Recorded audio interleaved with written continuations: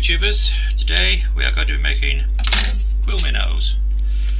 You can use them for catching trout, which these are for pike, which is probably more that size. I've even caught a chub on one. To make them you need some quills. These are goose quills. You can use turkey quills.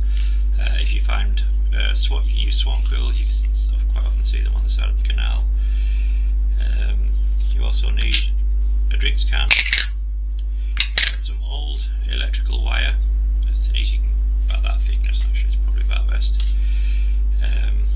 Okay, so what you need to do is you need to decide how long you want your spinner to be. Well, there for trout, that's always a good length, and then you have to cut out basically a piece like that in it. Okay, on both sides. This is where the vein goes that makes it spin.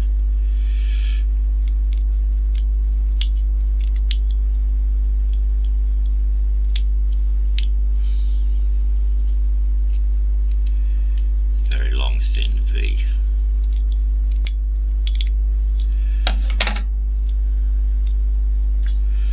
Okay, like that.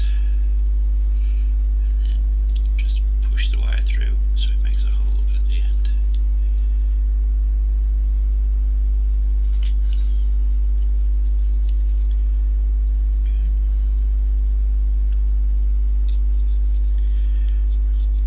Moves even out easily. Right.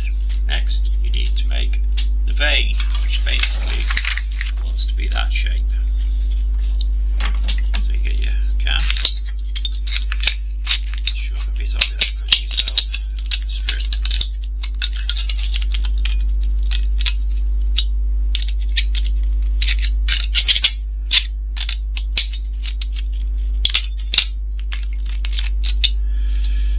Okay.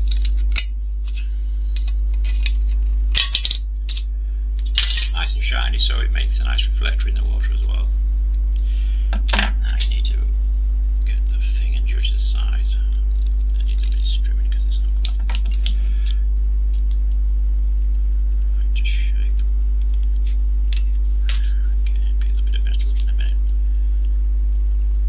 Just tidy it up. Okay, it's still far too long. So that's about there. And you just snip the ends off. You can use a bit of sandpaper to make them nice and tidy. Okay. And then you have to cut the groove out the middle where the quill goes. Take another V out. Right, yeah. Like that. It's going to be something like that. Then you bend one of the veins upwards, like so, and one of the veins downwards, like so. Right, the next thing you do is you put your swivel on. These are 36-pound swivels. And then you bend one of the ends over, like so. To make a little, just tighten it up so it's a nice tight bit like that. Okay, the swivel swap, just like so. Right, and you close it up. And you take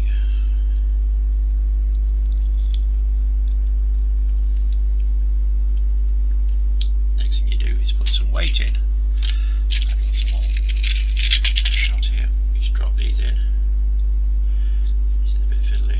Put as many as you want in, depending how deep the water is that you're spinning in. Okay. Because the copper wire adds a bit of weight as well. So you've got your weight in like so. Now comes the tricky bit. You have to put the vein on like that. So it's fairly central. Okay. Pull the swivel out the front. And with your fingers you just clench them together. It's not as easy as it looks. Like so. And then you get the cotton.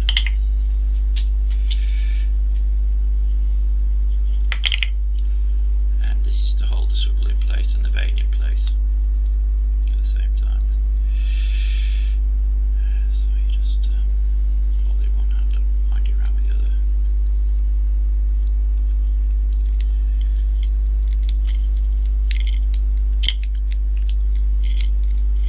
Getting good and tight.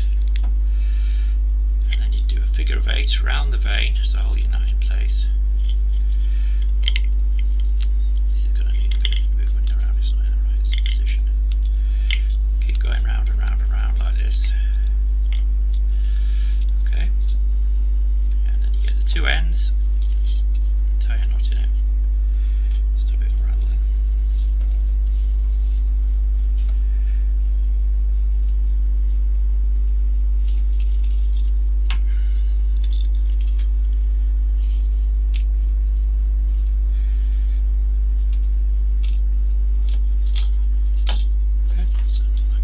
Snip the ends off.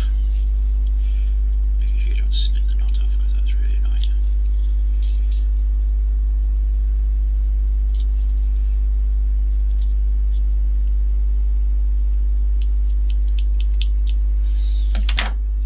Right, this needs positioning a bit more central.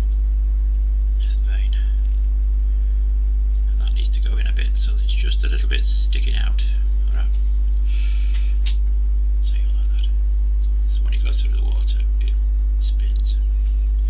Next, this is the fun bit. This is where you get involved. Just take your treble hook, put it over the end like so, bend it up.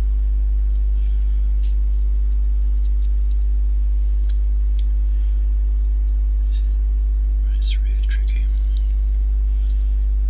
So you've still got bit sticking out there. So when you cast it out, it doesn't go like that. So you want a nice free moving bit. Yeah, okay. Scissors again, or pliers you can use for this. Right, I can't pull together, I don't know where they are. You're trying to do what you did at the other end. Make a nice little place for the hook to sit. You don't want to get anything so that the trout or pike can lever it out of its mouth, so it sort of moves around like that. So you don't want a stiff thing. Just keep going. I might have to go with the other pliers, I think.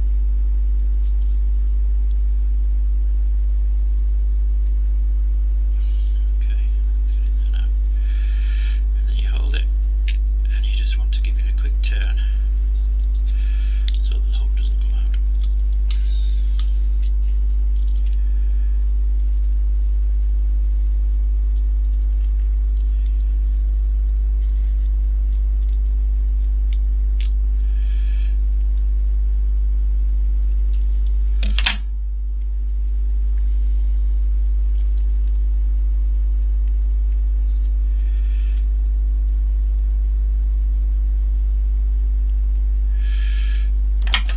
Trim the end off.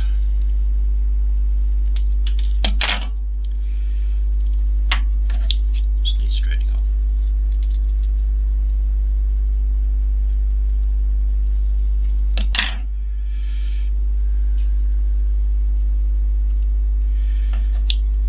Definitely need to give it pliers.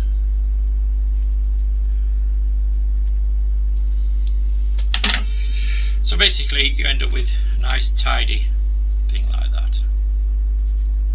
Okay, next,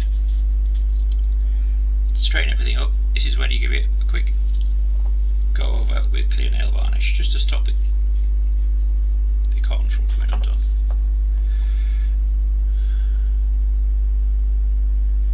And you can decorate it however you like. I found these quite effective. This is well, it's just basically very cheap, sparkly red nail varnish, but you can also use green and yellow, which seems a good combination for trout. Just use any old gloss paint.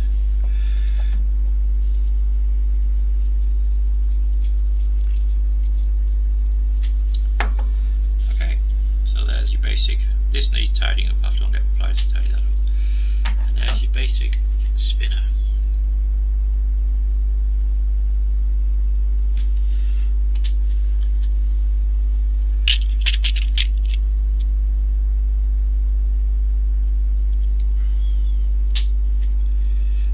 Okay, well, thanks very much for watching. Try and giving it a go. Bye.